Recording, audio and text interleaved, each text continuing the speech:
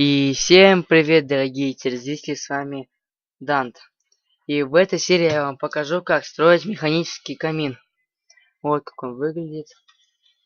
Вот так. И давайте попробуем его включить. И приступим к постройке.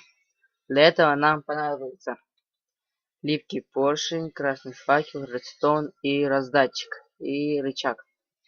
Потом адский камень.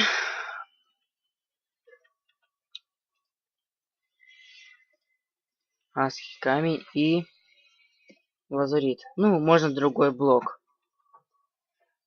Сначала делаем вот так. Вот. И копаем внизу 6 блоков. Раз, два, три, четыре, пять, 6.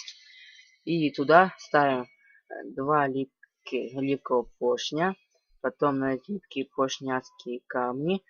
И раздатчики. Раздатчики, мы забыли взять зажигалки. Берем зажигалку.